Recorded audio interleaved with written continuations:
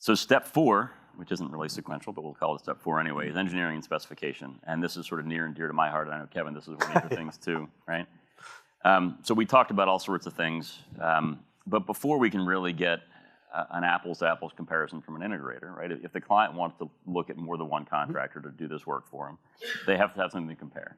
And if Bravas gives them a proposal and Bravas' competitor provides a proposal, if they're not bidding on the same set of specifications, what are the chances they're going to get the same proposal? Yeah. Virtually zero, right?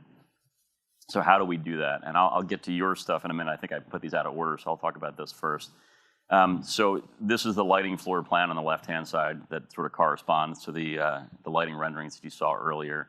And you can see how much easier it is to look at a rendering of what that looks like than looking at this plan view. But it's still really critical for bidding purposes that everyone know where these things are. There'll be transformer locations and driver locations on here. All the fixtures are specified. Behind this plan, there's a whole set of fixture specifications, even load schedules and zoning schedules and everything else that goes along with that. The upper right-hand corner there was the first pass of the mechanical space drawing, which has since changed, but it was there anyway. And you can see there's all sorts of things from panel. Greg, you've seen this before. You don't look that close. When you say change, I'm looking at it again. Yeah, I was doing the same thing. I'm like, no, this is the old one. The big This one, isn't the because I new one. can't see it on that screen. I put this together a while ago. But there are locations for lighting panels, for electrical panels, for battery storage, for low voltage wiring and data wiring and cabling. There's equipment rack layouts and equipment rack sizes and zoning for this that's going to change over time as the client changes his mind. But these were done early on, so we had an understanding of how much mechanical space that we needed. More lighting and lighting control drawings. The one on the right-hand side is not this particular project, but you get the idea for speaker locations and network device locations.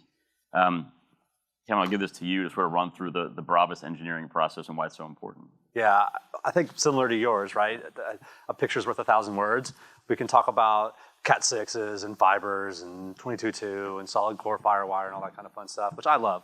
And if you want to talk more about that, I will talk all day about that with you. However, our clients don't, right? They want a picture. They want to be able to look at things, see what they're getting, and go through it. And so our drawings are set up to be visual, right? So they can, and frankly, it's a little self-serving because also when we start to execute things, it's really hard for me to get my own employees to read stuff anymore. They'll follow a photo or a picture. They won't necessarily always read the details on everything. But we'll go through it. We do low voltage layouts. We'll show where shades are going, where speakers are going, where TVs are going, where cell phone repeaters are, where Wi-Fi access points are. We do heat maps on that kind of stuff to make sure that all this stuff is engineered and thought through at the very beginning and not an afterthought afterwards. We're also making sure that we're not going to just plop an access point right in the middle of the family room on a very clean ceiling. We're finding how can we hide these and how do we layer those between floors. And I love that. Yeah, look at all the stuff that goes to it because it matters. It's just do it right? Similar to your lighting stuff, we'll do fixture layouts, lighting design, tagging it, circuiting it, showing where it all goes. Exterior lighting design as well. We know that houses are flowing inside to outside now, and so it's just a continuation of what that looks like, and that needs to be seamless. And so it's thinking through how that all kind of comes together, as well as entertaining spaces. It's not just the lighting that's outside, but it's also audio and being able to zone that properly. And so we do tons of different drawings that come through this kind of stuff. You'll see our heat map for Wi-Fi that goes on it. We do surveillance cameras to show not just what they're covering, but areas that you're not covering things. I always kind of laugh with security cameras. You watch a TV show and they zoom in from a satellite to pick a neck tattoo off of the criminal. And then you watch the evening news and someone drives into a convenience store and you can't tell if it's a man or woman. And so the truth is somewhere in between, and how do we quantify that and make sure that our clients know what they're getting before they're actually getting it. And so we go through stuff. We have standards for everything. We draw out details on if we have an art lift that goes in, how do you frame that? We want to make sure that the framer gets to go in and frame that one time. We don't want that to be something where they're starting to put up a surface. I saw your L-shaped fireplace. We don't want an L-shaped fireplace in there, and then all of a sudden we have the wrong location for our art lift, and so we're thinking through those details very early on in the process to make sure we've got it right.